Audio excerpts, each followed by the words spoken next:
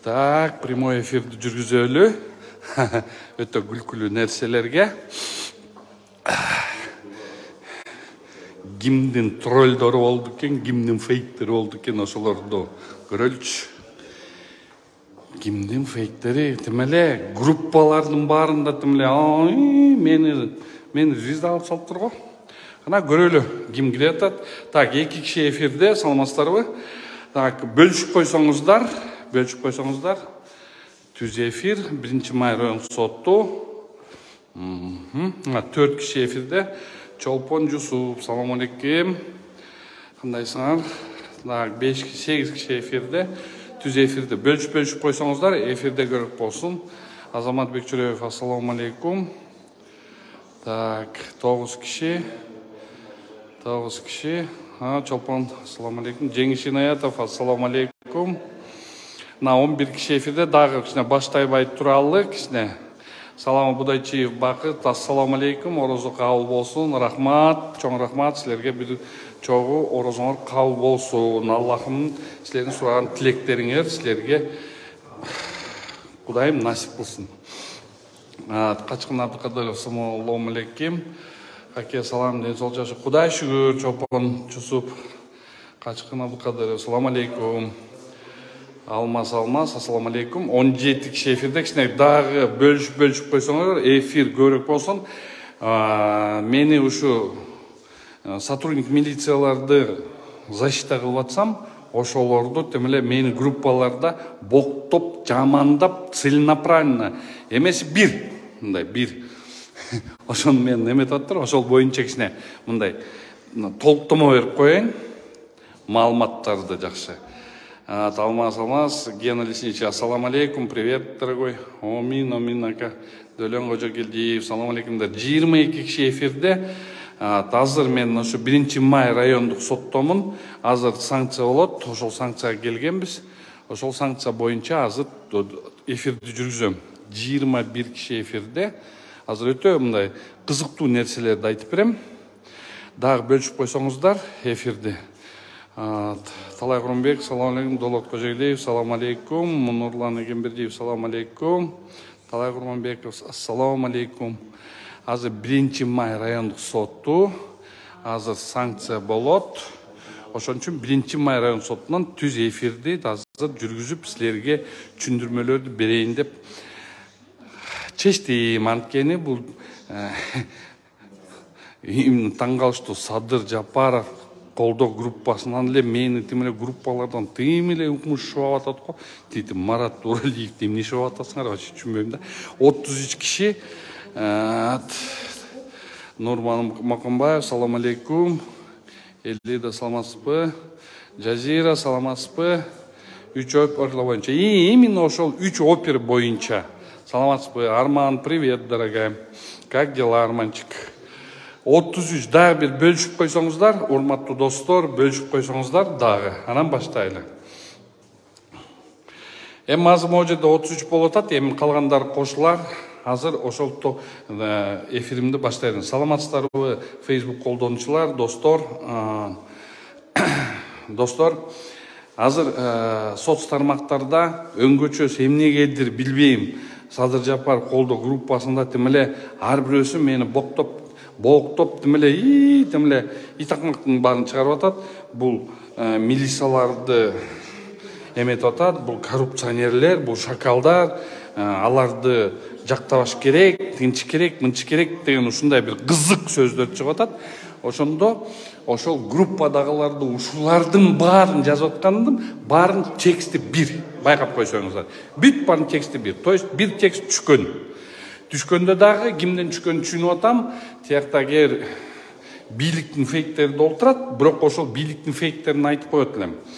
Урматтуу бийликтин фейктери, ошолордун командирлери, өңгөчөсү командирлерин айтып коет.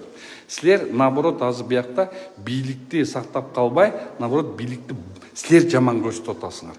Мен наоборот биякта против. Мындайча айтканда, Садыр Нуркожоевичти камчы кыдырышай жаман көргөзөбүз деген адамдар ушундай бир ызычууларды мындай саботаж кылып атат да. Муну кийин дагы көп нерселер, айтчу нерселер бар. ошолордун баарын айтып берем.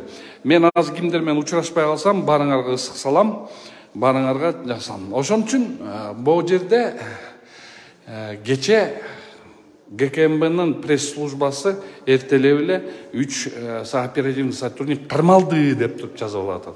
Бирок айтып кое турган нерсе, мен эмне үчүн айттым, что калп 3 сотрудник боюнча камалды деген бул тастыкталбаган информация. Пресс-служба ГКМБ туура эмес информация алдын ала берип салды да.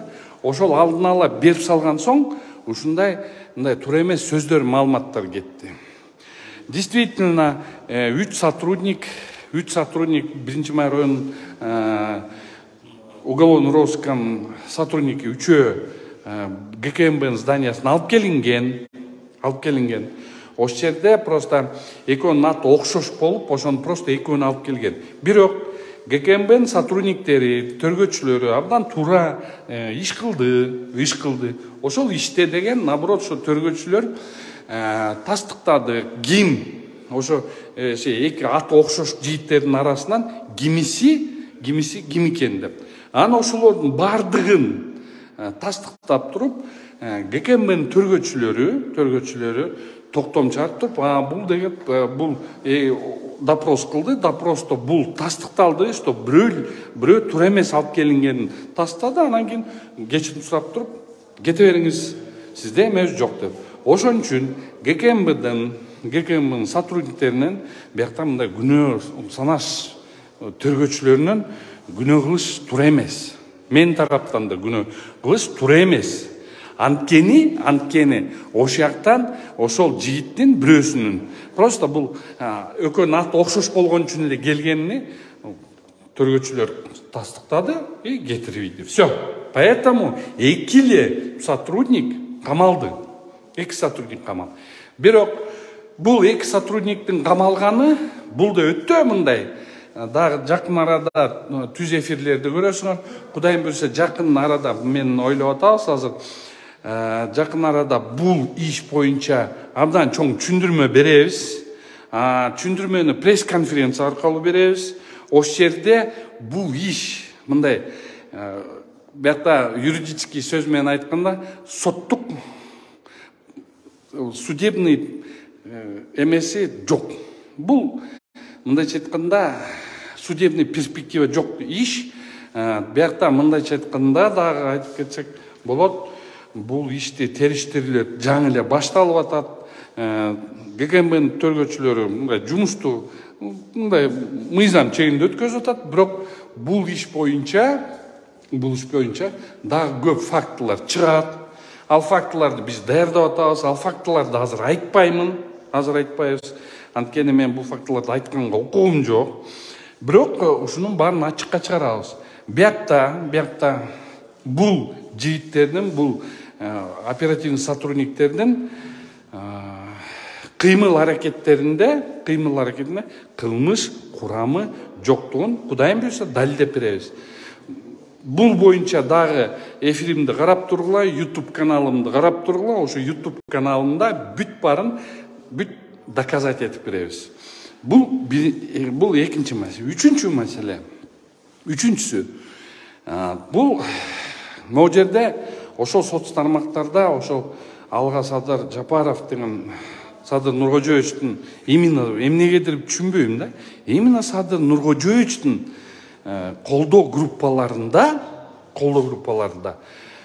момундай сөздөрдү жүргүзүп атат да, жазып атышат.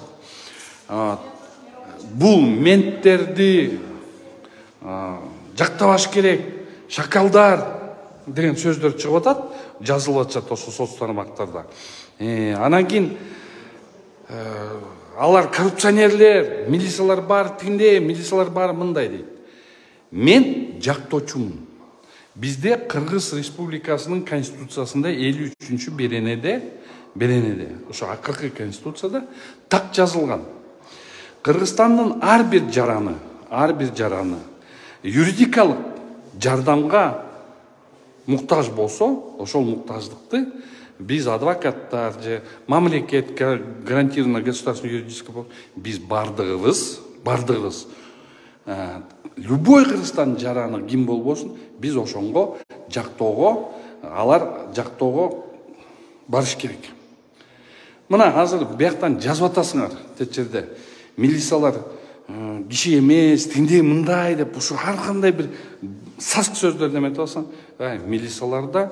Милициялар деле силердин балдарыңар, милициялар деле Кыргыздын жарандары. Барын момундай жамандагандардан аяктан кичине алыс бололу. Бирок бар арасында вопрос жок. Бар арасында бирок могу жерде именно акыйкаттыкты чыгарыш үчүн биз жактоого алдык. Биз иш жагдайлар менен баары менен тааныштык. Ушул иш жагдайларга өтө мындай кылдаттык менен карап чыктык. Бул иш боюнча мына Замир экөөбүз кошо кирдик. Замир Жошев экөөбүз кирдик. Ошону менен биз азыр бул ишти абдан мындай катуу изилдеп атабыз да. Анан кийин ушу милиция балдар, булардын эмне күнөөсү бар? Любой милицияны эмне, милиция болсо эле жактабаш керекпи? Милициялар деле адам. Аларды жактабаш керек, тынч керек, сатылып кетет дегенде. Сатылып кетет, акча төлөсө да эле эпте эле боктоп атасыңар да. Кудай шүгүр. Бул Кыргыздын жарандары, милициялар. Аларда момундай бир эмеге түшүп калса, аларга да юридикалык жардам бергенге толук мен эмнеге адвокатмын. Эртең күнү ушул мен жамандап жазгандар, ушу боктоп жазгандар бар тең. Ылайым эле силер, ушу орозо күнүндө айтайын, ылайым эле силер мен жардамыма муктаж болуп калгыла. Адвокаттардын жардамына муктаж болуп калгыла. Жамандагыла. Анан эртең күнү эле өзүңөрдө ушундай бир эме болсун, анан ошондо эметип калгыла. Кармалып калгыла. Ошон үчүн биякта милицияларда бул еще күнөөсү, мындай бизде презумпция невиновности деген бар. Азыр бул соттун чечимине чейин биз аны күнөөлүү деп укугубуз жок. Бул Конституцияда каралган берене. Андан тышкары биз деген уголовно-процессуальный кодекста биз деген пока еще аларды күнөөлүү деп айтканга алысыраак болушубуз керек. Могу жерде төлөнгөн проплаченный фейк троллдор аман болгула. Барыңарды орозо айыңар менен куттуктайм. Ошолордун командирлери, ошол жакта жан жокөрлөрдүн жанында жүргөндөр. Силерге айтып коеюн. Силерди да орозо айыңар менен куттуктап коеюн. Ушинтип Марат Салиев өзүнүн орозо айында антип карганбаңыз. Мен карган жокмун. Мен деген өзүңөр ушундай эметип атасың. Мени кандай каргап атышат? Мен айтып атам, ошону муктаж болуп калып деп атам. Ошон үчүн мындай бирөөнүн жамандаганын астында иштин жагдайларын билбей туруп жөн эле калган 2 киши камалган, 3 киши камалган жок. Болгонду айтканбыз. Ошондуктан урматтуу достор, азына 1-чи район сотунда азыр баш коргоо чарасы каралат 2 сотрудниктин. Биз ошол жактабыз. Ошон үчүн биз өзүбүздүн иш аракеттерибизди адвокат катары биз кылабыз. Иш аракеттерибизди жасайбыз. Акыйкаттык астында жеңет. Муну деле жөн эле күнөөсү болсо эле мен ишти баарын окуп атабыз да, карап атабыз да. Ишти караган үчүн ишти изучать эткен үчүн биз деген Замир экөөбүз кирдик бул ишке. Ошон үчүн деген, ама могу жерде гонорар канча тигиндей мындай, ишиңер канча, мен канча гонорар алам. Иштеп атам. Ошон үчүн урматтуу достор, орозо маалында ушундай боок негативтерди алысыраак болсоңор, анан өңгөчөсү могу Садыр Жапаров колдоо группасы дейт. Ошо Садыр Жапаров колдоо группасын айтып коет элем. Биякта по большому счету мына бул жерде, мына мен силерге айтып коеюн, четин чыгарып коеюн. Бул жерде Садыр Нуркожоевич менен Камчы Кыдыр Шайычка атайын саботаж кылып атат. Эки структураны уруштурабыз деген бир саботажниктер бар да. Ошол саботажниктерди ушул фейктер колдоп атат. Именно ошолордун группаларына чыгарып атат да. Муну атайын элге жаман көрсөтүп атат. Камчы Кыдыр Шайычты дагы Садыр Нуркожоевичти атайын жаман көргөзүп атышат. А биз ошону далилдеп беребиз. Биз айтабыз, ким мунун артында турат. Кудайым буйрса бүт барасыз да. Камчы Кыдыр Шайыч, сизге да мындай бир кайрылып кетет элем. Камчы Кыдыр Шайыч, бул иш жагдайларын өзүңүз мындай ошол жерде начальник отделдериңерге же начальник управлениеге ишенбестен бир независимый бир юристтерди алып келип бир жакшы бир караттырып жакшы эметип көрсөңүз, сизден ошол жерде көрөт элеңиз. Ушул сизге деген туура эмес информация берди. Ошол информациянын негизинде азыр тергөө иш амалдары жүрүп атат, бирок ал тергөө иш амалдары эптеп эле камаштын аракетин кылып атат. Бир да далили жок. Тиякта эми акча взятка алып аткан акчасы жок, эч кандай эмелер жок. Жөн эле барып эле мындай. Барып эле ошо Камчы Кыдыр Шайычка туура эмес информацияны берди. Ошол Камчы Кыдыр Шайычка да тим эле убеждать этишти. Эми Камчы Кыдыр Шайыч туура кылат. Ал деле киши мындай мыйзам болсун, талап болсун деп атат. Садыр Нуркожоевич дагы абдан туура нерселерди талап кылып атат, мыйзамдуулукту карагыла деп атат. Бирок ушу жан жөкөрлөр тегерегинде жүргөн, что Садыр Нуркожоевичтин тегерегинде жүргөндөр, что Камчы Кыдыр Шайычтын тегерегинде жүргөндөр атайын бир мен өзүм ой пикирим, ушу иштилерди карап атам да, көп иштерди. Атайын ушу бири-бирине мындай карама каршы карамат бири-бирин жамандаттыргандай кылып туруп эле бири-бирин мындай эметип атат да, ушундай уголовный иштер менен. Бул иш дагы өтө чоң маанилүү иш болот. Карап турсаңыздар. Бул чоң маанилүү иш болот. Абдан мындай бияктан деген чыгат. Биякта кайсы начальник отдела өзү четин чыгармын. Начальник отдела өзү мындай иш козголпанга анан эптеп өзүнүн эмесин сактап туруп милицияларды подстава кылган, анын баары чыгат буюрса. Анын баарын күтө туруңуздар. Просто могу жерде группадагылар ошо Садыр Нуркожоевичти колдоо группасындагы мындай адекватный адамдар ошондой бир акмактарды ошо группалардан кетирип салачы. Аны тетиги жан жөкөрлөргө айтып койгула. Мээңер иштейби деп. Мээңер иштейби деп. Ошон үчүн урматтуу достор, азыр мына сот процесси уже башталгантат.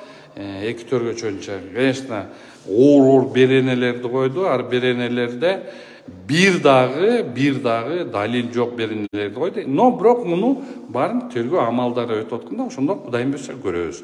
Ошондуктан Марат Уралиевке тийбейли болбочу. Ал деген менден алды, мен ошону айттым. Действительно калп, что 3 кишини камады деп айтылган. Бал пресс-службанын туура эмес берген маалыматы алыстыга чыгып кеткен да. Бирөөсүн төргөчүлөр далилдеди, что бул ни при чем. Аны кое беришти. Эки сотрудник камалды. Ошон үчүн жашалыңыздар, бардыңарга жакшылык каалайм. Орозоңор кабыл болсун. Аллахым баарыбызга насибибизди берсин.